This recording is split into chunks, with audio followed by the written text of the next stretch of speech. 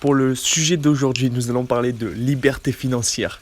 Je viens juste de finir le livre Increase Your Financial IQ, qui veut dire améliorer votre intelligence financière. Et je pense que c'est un muscle indispensable à développer en 2021.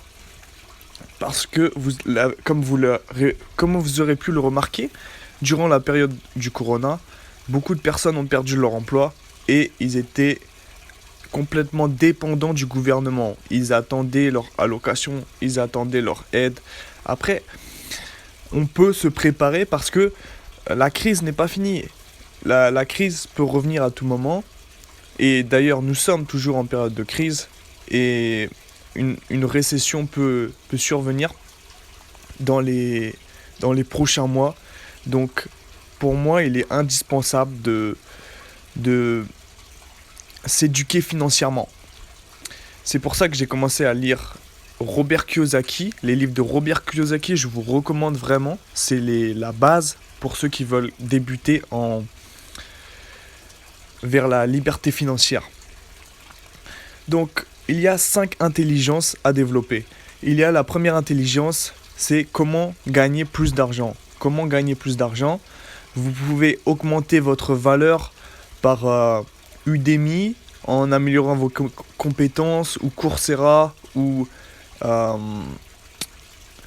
chercher à apporter plus de valeur aux autres. Comment est-ce que je peux apporter? Et arrêter essayer de voir comment est-ce que je peux prendre, mais plutôt comment est-ce que je peux résoudre tel ou tel problème qui va pouvoir me permettre de rapporter de l'argent. C'est en trouvant des solutions à des problèmes que vous allez pouvoir gagner plus d'argent. Ensuite, il y a la deuxième intelligence qui est de budgétiser chaque mois. Budgétiser combien vous allez gagner, vos revenus, et combien sont vos dépenses, à combien sont vos dépenses. Et votre objectif va être d'avoir plus de rentrées d'argent que de sorties. Et pour ça, vous allez faire des calculs en pourcentage par exemple, vous allez essayer d'économiser 20%. Après, c'est selon votre situation personnelle. Ensuite, la troisième intelligence, c'est le leveraging. Leveraging, c'est-à-dire l'effet de levier. On va utiliser l'effet de levier pour faire travailler l'argent des autres à votre service. En fait, nous allons utiliser l'argent de la banque. On va prendre un crédit. Par exemple, si on veut investir dans l'immobilier, on va prendre un crédit. Même si on a le capital nécessaire, on prend un crédit pour, par la suite, utiliser l'effet de levier et avoir une rente supérieure au crédit mensuel qu'on va rembourser pour se dégager un cash flow. C'est un peu un complexe. C'est assez simple quand on a compris. Peut-être c'est la première fois que vous entendez ce genre de concept.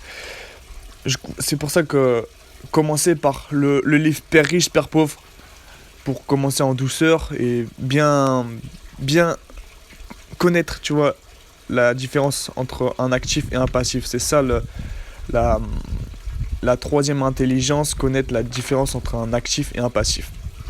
Un actif, c'est quelque chose qui va mettre de l'argent dans votre poche. Et un passif, par exemple, en actif, il y a les actions en bourse qui vous rapportent des dividendes, ou l'immobilier locatif qui vous rapporte des rentes mensuelles.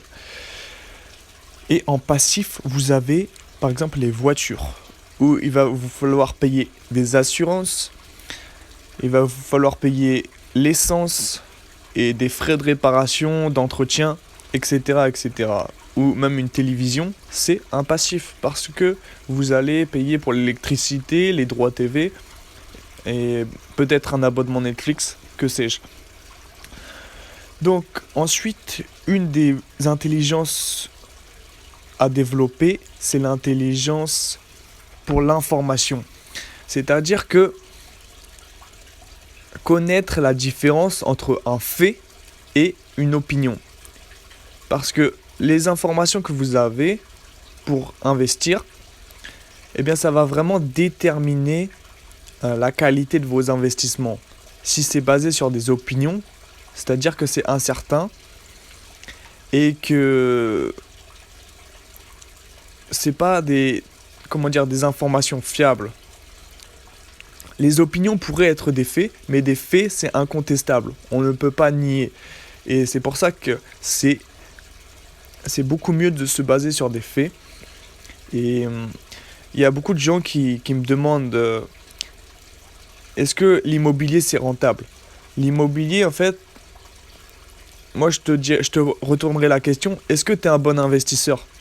Parce que dans toutes les périodes, en fait, c'est le bon moment d'investir si tu connais, si tu sais comment investir, si tu as les bonnes informations que des gens n'ont pas peut-être.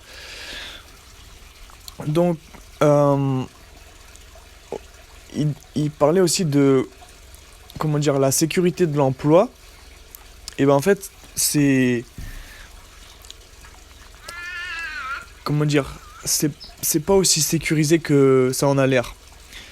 C'est plutôt la liberté financière avec des ressources alternatives qui va vous faire rapporter beaucoup plus d'argent et vous allez vous sentir beaucoup plus sécurisé. Parce que si vous dépendez que de votre emploi, vous êtes mis à la porte, eh bien, vous n'avez plus aucune source de revenus. Alors que si vous avez peut-être 7 sources de revenus, comme le millionnaire moyen a 7 sources de revenus, est-ce que vous pensez que vous perdez une de vos sources de revenus? Vous allez pleurer? Non. Non, vous continuez quand même à générer de l'argent pour vos dépenses mensuelles. Et ça, c'est très puissant.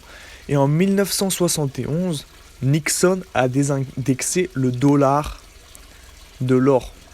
Et ça, c'est une règle très importante parce que le jeu de l'argent a changé. Et ce n'était plus jamais comme avant. Le dicton qui dit « Travaillez dur, trouvez-vous un bon emploi et cotisez pour vos fonds de pension », ça n'est plus valable aujourd'hui. Parce qu'en 1971, les règles ont changé. Nixon a désindexé l'or du dollar. Et c'est-à-dire que la monnaie n'était plus une monnaie, mais c'était devenu une currency. C'est-à-dire ça reposait sur rien, ça reposait que sur la confiance. Et à partir de ce moment-là, le dollar n'a fait que se déprécier, perdre de la valeur au fil des années. Vous pouvez regarder, faites vos propres recherches si vous ne croyez pas. Et en fait, c'est pour ça qu'il recommande dans ce livre d'acheter des commodités comme de l'or, de l'immobilier ou encore de l'argent. Parce que l'argent, en fait, il y a cette notion de rareté qui va arriver dans les 10 prochaines années d'après lui. Et que l'extraction d'argent va être de plus en plus rare. Et ça va permettre à l'argent d'augmenter en valeur peut-être à $100 le once. Actuellement, c'est autour des $30, il me semble. Et du coup, l'argent est utilisé pour beaucoup de composants électroniques, pour les téléphones. Et ça, c'est en forte croissance. Donc, l'offre et la demande, vous connaissez. Donc, il y a de fortes chances que ça augmente. Encore une fois, faites vos propres recherches. Ce n'est pas un conseil en investissement. Et si vous voulez investir, n'investissez que les fonds que vous êtes prêts à perdre. Voilà tout pour cette vidéo. J'espère que je vous ai apporté beaucoup de valeur. Si vous avez des points que vous voulez que j'éclaircisse, n'hésitez pas à poser vos questions. Et si vous voulez me soutenir, mettez un bouton like. Merci. À bientôt.